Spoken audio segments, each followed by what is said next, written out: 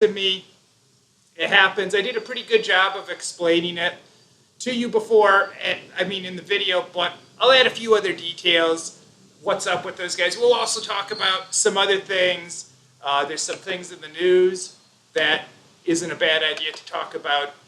And when talking about those other guys that I ran into at the food court, a lot of the advice I've been giving you guys lately, because I get so many complaints from people that they say they come to the Philippines and they get used, or they have all these bad experiences when they're in the Philippines. And the advice I give you guys, it doesn't just apply to the Philippines. You can't think of it on such a small level like that. You got to be open to seeing the big picture, I guess you could say.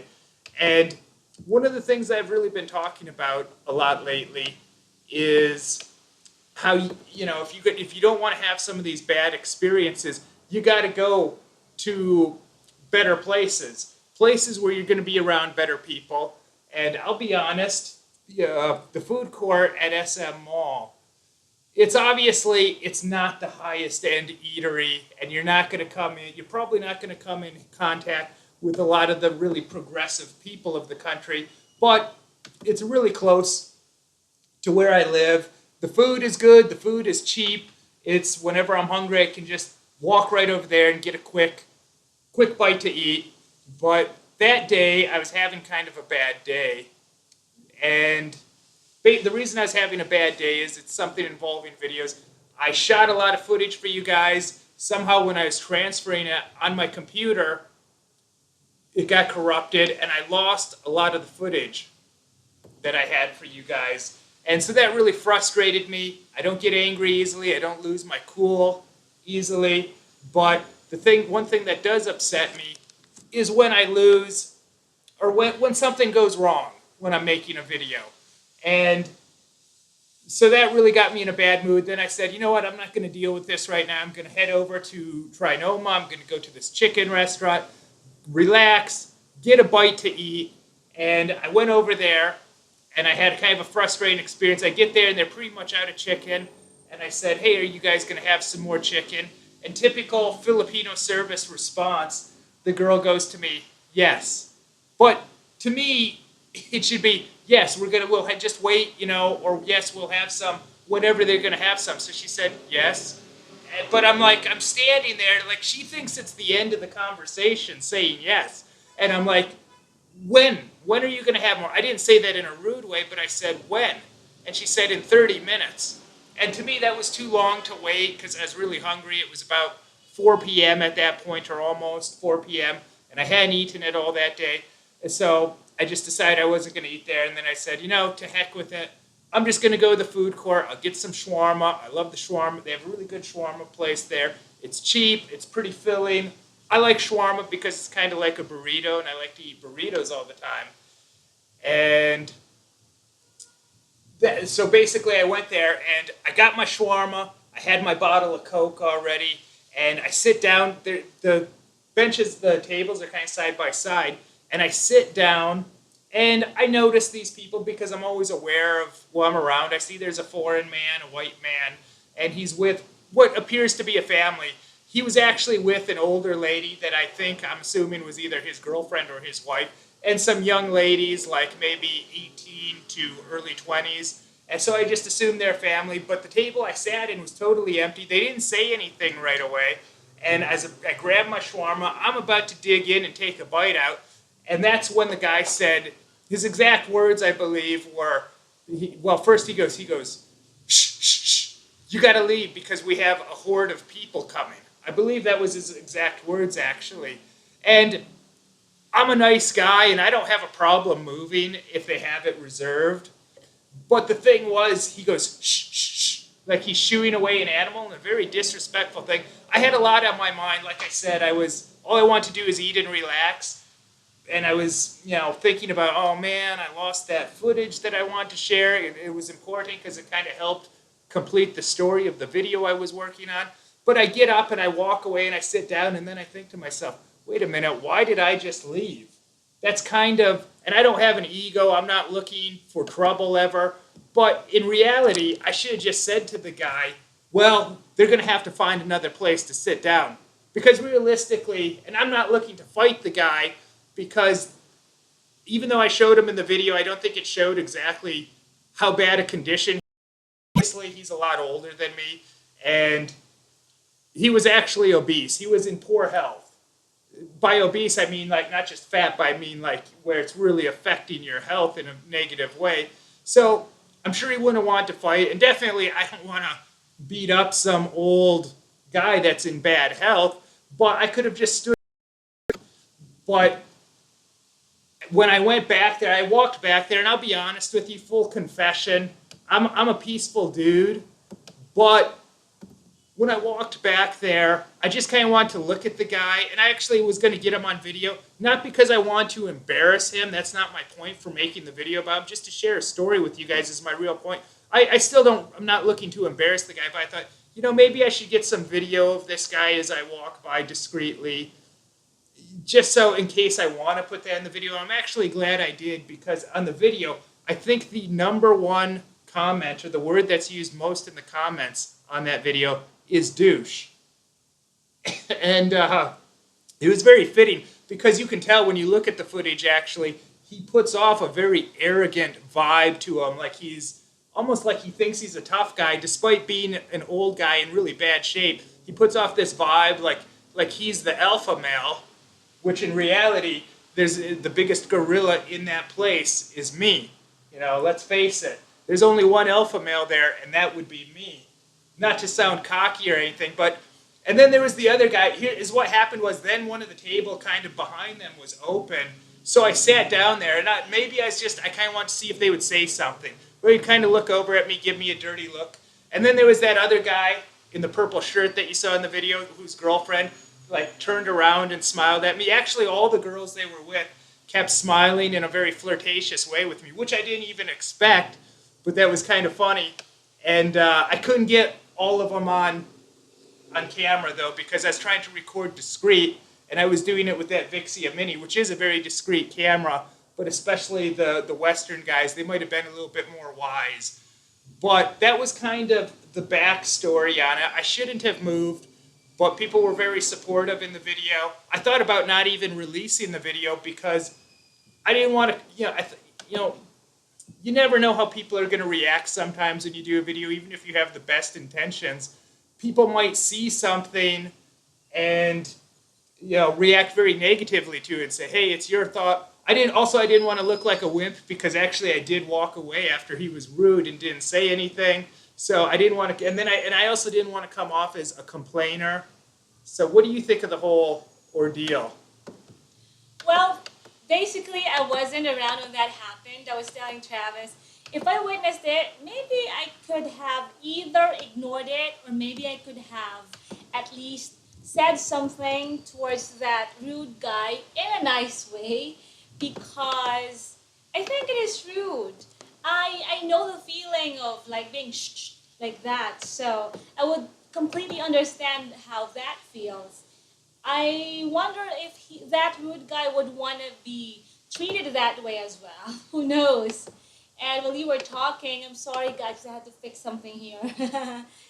And go ahead. I would also like to say I don't want to make a federal case out of it either, because let's face it, it's not like he committed an act of terrorism. He just did something really rude. And to be honest with you, in a way, maybe it's not his fault, because he's so stupid, he really doesn't know any better. And it's hard to, when people don't know any better, it's really hard to blame about anything. But I am glad that I included that footage of what he looks like, because you can tell, man, this guy just puts off such an arrogant, douchey vibe. So, I know. And also, if a person is not highly educated, I think the issue there is the manners. It's in the manner, good manners and values. Those are very important things that have to be instilled in children. He's not a child anymore, so that's even a bigger reason not to excuse him from that rudeness. But even Americans or Westerners, they can be very badly educated in terms of manners. Sometimes common sense is not so common. And I'm also the type of person, in walking away, one reason I can't be angry at myself, part of the reason that I'll do things like that is not only do I not want to look silly getting into a fight and potentially beating this guy to death, but I don't want to be the type of person that lets my feelings and my emotions control me.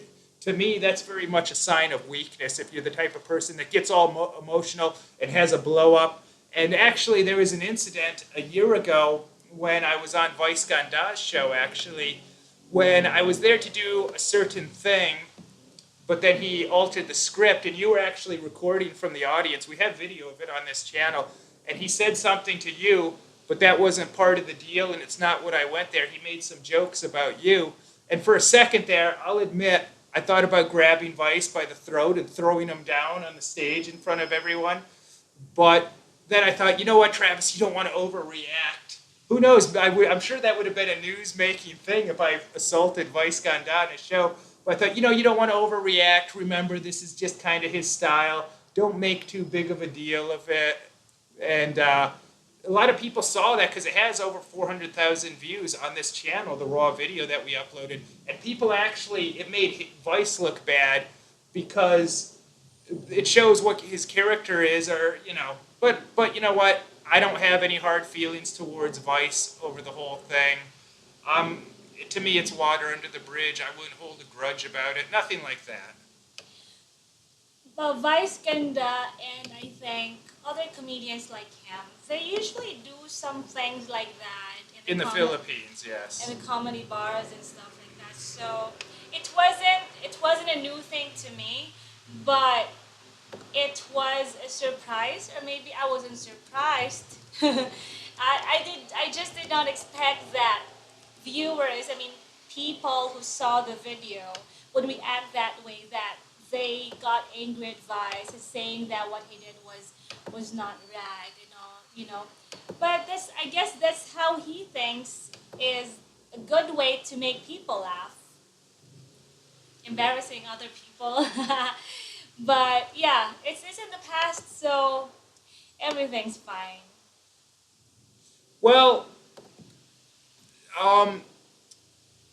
yes, we've moved on, and it's not going to be a big deal to us. I don't hold grudges against anyone. Even when I made that video of those guys in the food court, I didn't do it because I was trying to embarrass them. I really did it I tried to make it from a place of educating you guys about certain things because it helps really show the point of some of what I've been talking about how you got to be very mindful of the places you go and the people that you're around. And sometimes you go to a low class, low end place, the place and the people, they have that energy about them, and they have a certain way of thinking.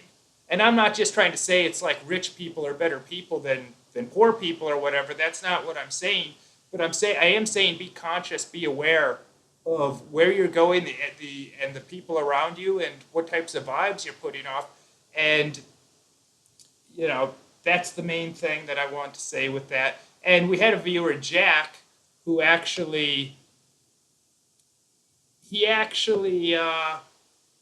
Jack, who's an avid viewer and an avid commenter, he brought up a good point about how a lot of guys that go places like the Philippines that have a reputation for being cheap, cheap places, it's going to attract a lot of guys from Western countries that are not the highest class guys from those countries. And he brought that point up because in the video, I was mainly talking about actual places in terms of like the restaurants you go or physical buildings. But it's a very good point that Jack brought up about, I think the country itself attracts a lot of guys that are not such classy guys because they want to come to a place like this, and in a way they really just want to exploit it and exploit the local people. They want to come over, have this lifestyle of cheap living, cheap sex, and they want to have a lot of these guys, they want to come over and have sex with these young girls, but then not give her anything back in return. Oh, the girl wants she's a using bitch. Yeah, those Filipino girls, they're terrible women. They're users. Well, look, dude, if you don't have anything to offer in the looks or physical attraction department, you got to be real. And you're going after someone that does have that, a girl that's half your age, good looks. You're using her to orgasm in her body, and or just to have her companionship with the young girl, but you don't want to give her whatever she wants. Maybe she does want money. Maybe she just wants you to take her to a decent place. Maybe she's a poor girl and she just wants to eat at a Chili's, and you're taking get the 50 peso meal at the Calendaria where they didn't wash their hands before preparing the meal. So that's something that I think kind of stinks. But we have some people in the room now. We have Vic W., George W. Bush. I was just telling her about that yesterday. Vic W. Brian Michaluk. Well, it's very good. It's good that you could join us. And Lloyd. They all started to come in when I was talking about the shawarma. That's okay. You got the gist of the story. Hopefully this records. Is there anything that you'd like to say? We move on a little bit to another topic that's been on my mind this past week. Sure, I just want to say hi to everyone, especially to our Patreon family, whether you're watching now or the recorded version. We may not be able to name you one by one, but much love to all of you guys. Something that's been on my mind, I read this interesting blog post this past week, which I told you about, and now I will share the story with them. Brandon Lee, his ex, somehow I stumbled upon this. Brandon Lee's ex-girlfriend, one of his ex-girlfriends, she wrote this blog post, a couple actually, about him. And it's not, I didn't get the impression that she was trying to exploit his fame to attract viewers to her blog. But she was telling some very honest things. Nothing I think that is shameful or embarrassing, but she said some very interesting things about him regarding, apparently he had this fascination with death. And one time when he called her up and asked her to come over even, and he was watching a VHS tape of his father's funeral, and then he got really sad, and he started to repeat, as if he was repeating a mantra over and over again. He started saying, I'm going to die younger than my father. I'm going to die younger than my father. He started doing that. That's one example of his fixation with death. But he also owned a funeral car, a hearse, and there's a lot of different things that were examples of how he was fascinated with dying young and death and things like that. And a lot of these spiritual teachers, they have about speaking things into existence. And you told me that that's even biblical. Is that in the Bible? Something about that? Well, the scripture says the tongue is the power of life and death. Well, I've been hearing some of these spiritual gurus lately, and they've been talking about you speak things into existence. You say, I am, and then you become whatever you say you are. Or you talk about things that are going to happen. It's beyond about it and having it happen. An important element, they say, is attaching emotion and attaching intense feelings to it. That's how you do it, right? It's not just merely speaking it. You also have to feel it. I always thought, and I'm a skeptical dude, especially when it comes to supernatural things, I always thought that was a bunch of malarkey. That you speak something, and then you become it, or it shows up into your life. I thought, that's kind of going into that supernatural direction, and I don't get into that hokey stuff. I try and consider myself, I guess, a man of science and a man of practicality, and I don't want to fall for any of those snake oil salesmen. So I always thought that was garbage, but it does make an argument for that happening, because even his father, Bruce Lee, he also had this thing, like in a lot of quotes, where he would frequently reference death and dying. And then apparently Brandon Lee, according to his girlfriend, she said other things. It was a long post about him. I didn't feel it was disrespectful. A few people did. I thought it was shedding some light on a public figure and a guy that could have really potentially become a big Hollywood star, but his life was cut too short. All the good ones die young. I don't believe that, because I'm a good one and I'm going to live over 100 years. So I don't buy into that at all, but definitely it is an example of someone's life getting cut short. Gain some more viewers. Christian Hansen, I don't know how to say I can't pronounce Thank you, Christian. By the way, when the live stream started, I just tried to catch up because he had to start. Thank you for the shout out. And what else? I was trying to read the other messages. But let me ask you this: what do you think of that speaking something into existence? Do you Well, think it's legit, or I think I believe it now after hearing you really want me to say the blog something? post. I'm believing it, so now I got to cut out all that kind of proclaiming negative things. That it actually converted me to a believer. But go ahead. I'm sorry I cut you off. Like what I already said, the scripture says the tongue is the power of life and death. But it is not in what we say or what comes out of our mouth. It has to be said with faith. We live by faith and not by sight.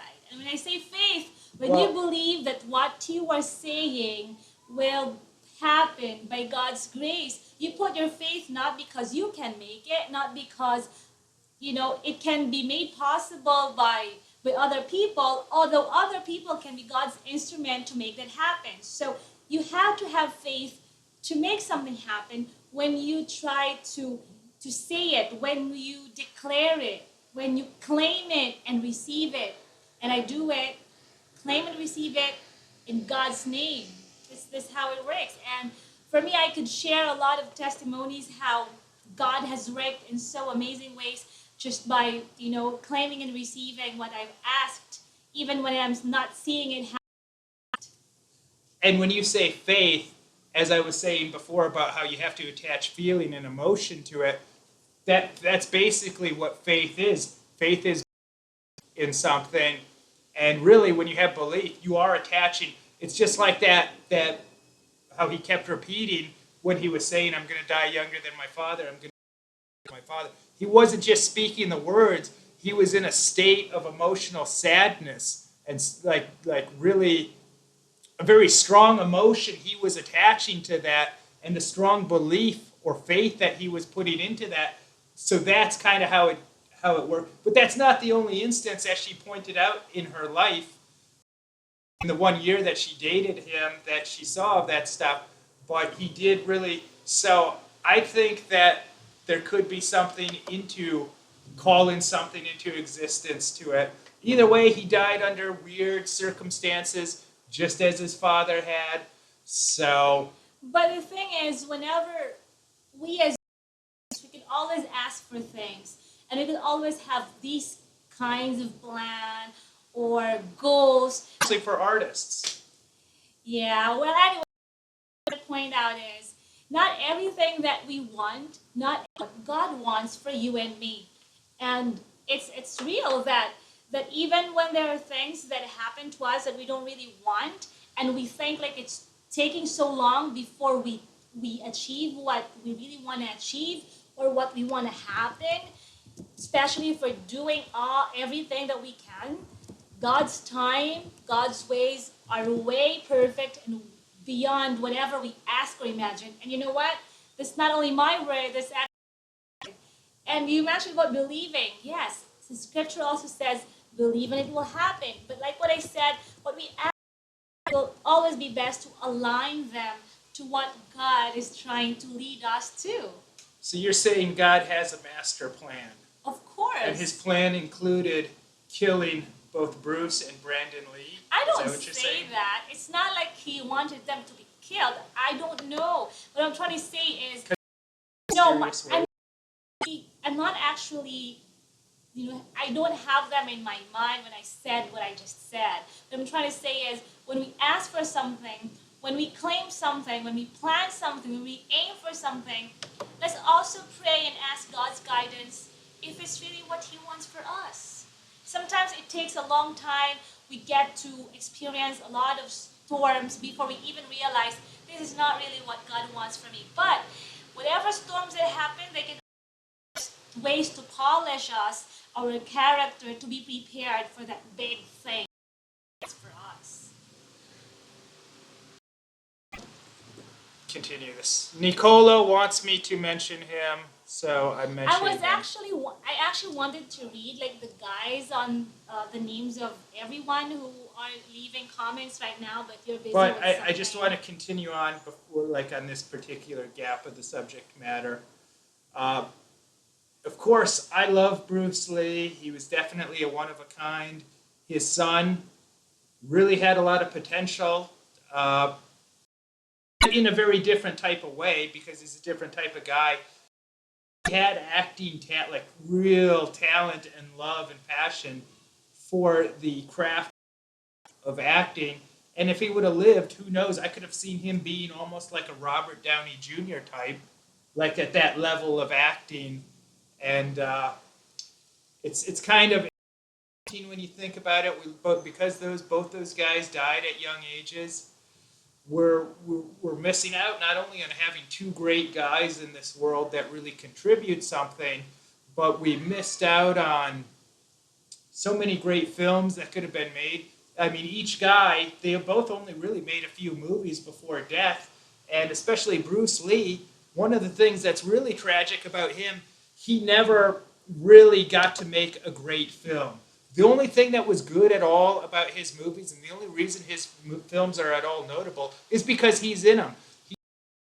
Like 3 Hong Kong made movies that were cheaply done, old cheaply done, and then his first American film he got to do, even that was a cheap, not so not so original or well made film. The only thing that entered the dragon, the only thing about it is him and the fight scenes.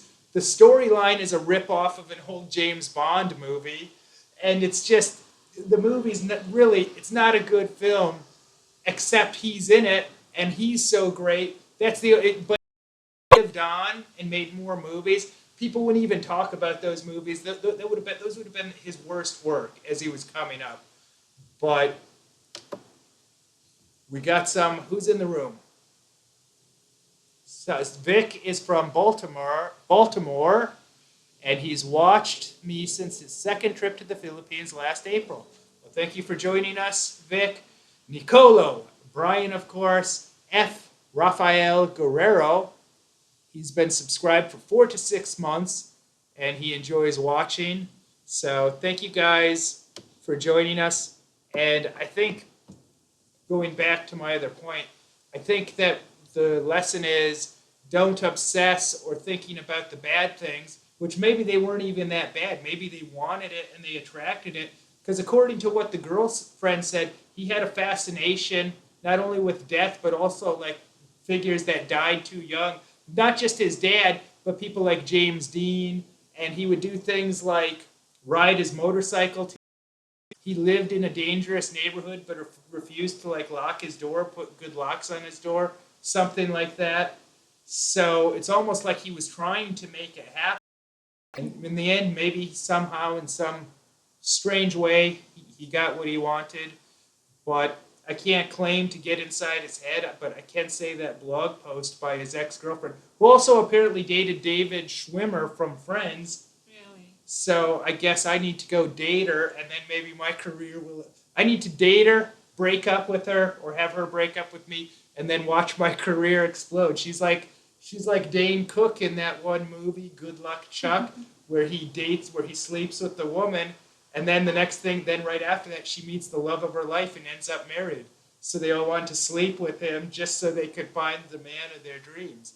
Pretty hokey movie, but it's definitely watchable and but Ronnie Rodriguez. There's no Z or S at the end, so that's why I was pronouncing it that way. But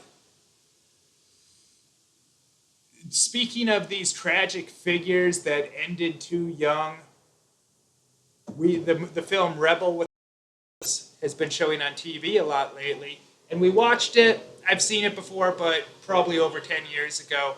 What did you think of the film Rebel Without a Cause? I like it. I was actually telling Travis that the movie looks like I would think it's even better than the other movies in this modern. Oh, definitely. Yeah, and before anything else, let me just say hello to Mr. Ronnie Obong. I just saw your like on my post. Hi to you, Ronnie, if you're watching. But Rebel Without a Cause, made in 1955, another figure that was taken too young, a great figure. His acting, man, he was one of the revolutionaries in a way. And before him, Marlon Brando, but of course he lived a long life. But James Dean, man, he only had 3 films, which I've only seen Rebel Without a Cause. He only had 3 movies, and he died. He only saw one of them released before he died. He died at age 24. But just as he was taking off, he was gone from this world.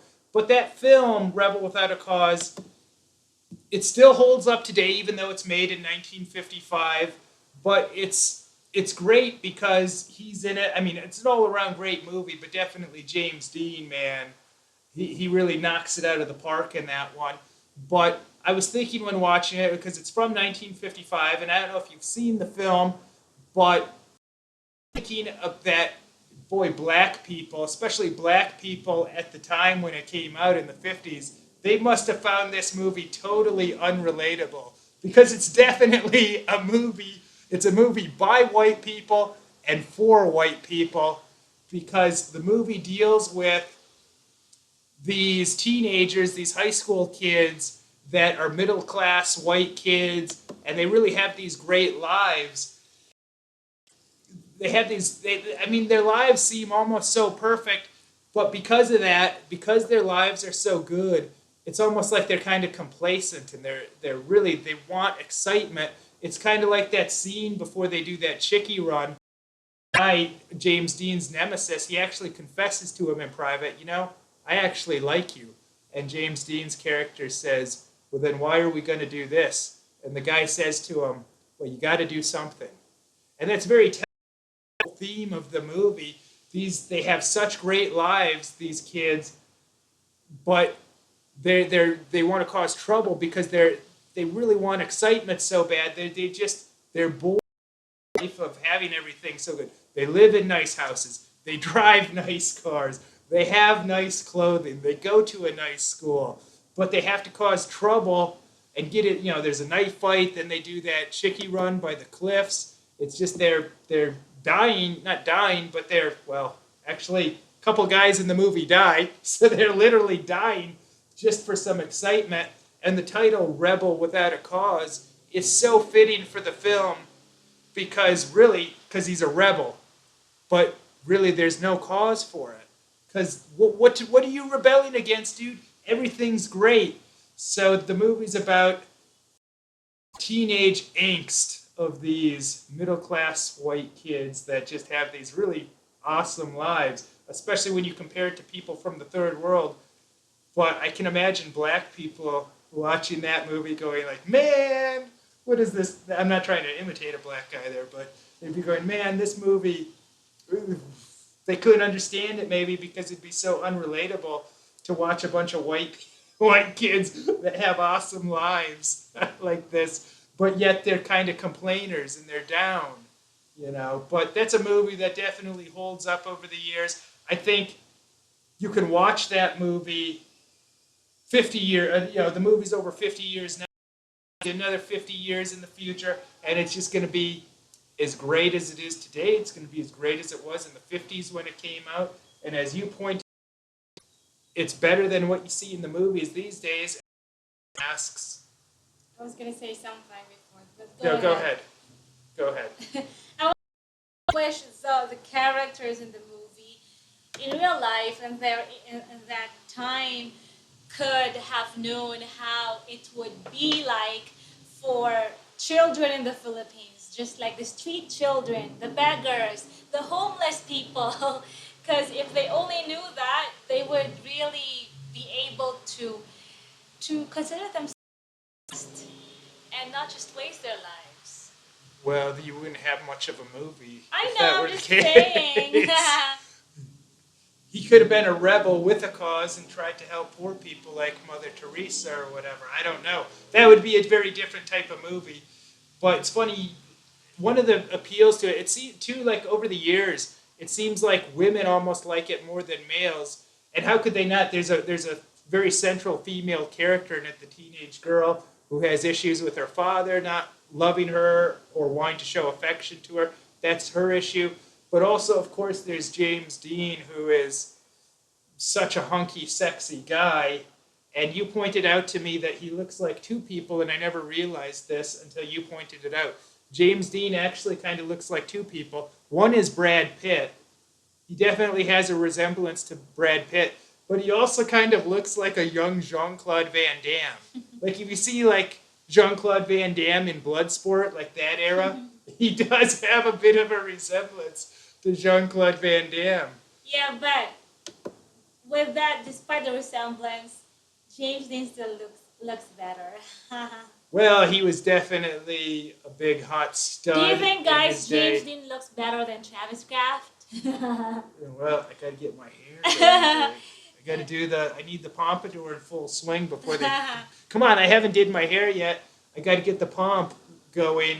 I gotta get it as high as him before they can make an accurate comparison to me and James. And maybe you're taller than him. Yeah, I don't think he's a big guy. Before you proceed. But it shows you don't physically to do big things in this world. That's true. Before you move on, let me just send another shout out. Super happy birthday to Erin Riley. And we have someone was on a layover to Tokyo. It's a little hard for me to read and keep talking and keep operating. I couldn't really read the comments earlier without my glasses on. That's why I put it back on so I could read some of them. Maybe you just have to scroll down so I could see them better. Well, if you guys have any questions for us, get them in now, because we talked about most of what I want to say. Oh yeah, I wanted to talk about there's a lot of, we watch the American shows, of course, and the news shows. It just seems that there's a lot of racial tension right now, even on some of my videos. I have one video in particular that a lot of people have been hassling me about, that a lot of black people have been angry at me for, even though I don't say anything bad about black people. I don't say anything bad about other races of people. I made it about white people because I'm white. I can't speak for black people. I don't know what that experience is like, and I don't want to try and speak for them. I don't represent anyone or speak for anyone but myself. So that's why it was about that. But a lot of people interpreted it that I hate black people, and I think a lot of these people are very insecure. Some of them, a lot of them, they have this attitude that if you're white, and we have black viewers, I think that they get this from me. They know how it is, the regular viewers that are black. But some of these attitudes, this is their perception of it, that a white person can't possibly have compassion for them, and that we're always against them and we're out to get them. And they can't believe that that's just simply not the case. And like I said in my video, where there's not a single racist thing in it, they interpret it as an insult to black people, which is funny to me because we don't mention black people in it. How can I be insulting them? So I did a video that was actually in response to them, where I already shot it, and I walk around and I give my response and some thoughts to this. And a lot of black people have been asking me to make a video about black people, but I'm undecided whether I'm going to release it, because here's why white people don't want to talk about racial issues. And that's because there's this feeling with white people that this is how we feel. There's almost nothing to gain by talking about it, and there's a lot for us to lose. If you say one wrong thing, or something that you say that's not even wrong, but people interpret it or take it a certain way, they'll want to ruin your life and ruin your career over just something. People can be very harsh, very unforgiving, and so I don't know if I'm going to release it. If I do, maybe I'll release it on Patreon to those who've been supporting us, give it to them, and if they like it, then make it wider. I don't know. I think it's good. But here's the thing about people too, criticizing artists so much, and why they shouldn't do that is because on the other end of it, you get kind of gun shy as an artist, and you start trying to produce content that you're worried about not offending people. You produce safe content, but when you're trying to produce safe content, that can be very boring. Even today, I was watching the news, and they said that guy, Jon Stewart, on the Daily Show as the host, was a South African guy, and his parents, they were actually forbidden by law because of apartheid. He's half white, he has a German father, and he has a black South African mom. His parents, it was illegal for them to be together because of apartheid. And, that guy understands racial discrimination, racism, but it came out he made a Jewish joke in his Twitter some time ago, and now they're talking about he's probably going to be fired because of this one joke. But man, you're really punishing artists, and then they're all scared to, and it really robs the general public when artists are afraid to create something because, oh, this could damage my career if it offends something. You're going to get very boring artwork, and that's not the world I want to live in. I want to live in a world that's full of art and entertainers and people trying to make people happy. Now, you're not, sometimes you step up to the plate, you swing, and you miss. You're always going to have some failures. You're not always going to, if you're a comedian, not every joke that you tell is going to be funny. Maybe some are going to be in bad taste, but you walk that line. Do it too here on YouTube. YouTube is one of the harshest places for an artist. So, and Jay Perillo's into it. And we got Warihi or Objak Din Mama. It almost sounds something dirty. Say it in a nice way. Rajab Jock Din It Mama. could be something dirty. I don't even know what that means. John Smith, who says I'm guapo, and you are Maganda. Do you know what So, word salama. that is? Uyab is a Visayan word, or it can also be Waray. That's why I don't recognize it. Yes, that means that tahan in Filipino, kasintahan. Or Well, there you go. That's what he meant. So John Smith says he watched Furious 7 and kept thinking of Brandon Lee. Why is that? Because you felt he would have been good in that movie? Oh, maybe because of the death of Paul Walker. Actually, I was thinking about, when I watched Rebel Without a Cause, I was thinking about Paul Walker for that because they both died in Porsches. James Dean had an accident in a Porsche and died. Neither one alone in the car. James Dean had an auto mechanic that was a passenger, and Paul Walker, I believe he was the passenger in his Porsche while he was letting a friend drive it that was a race car driver, but they both died in Porsches. So what's with Porsches?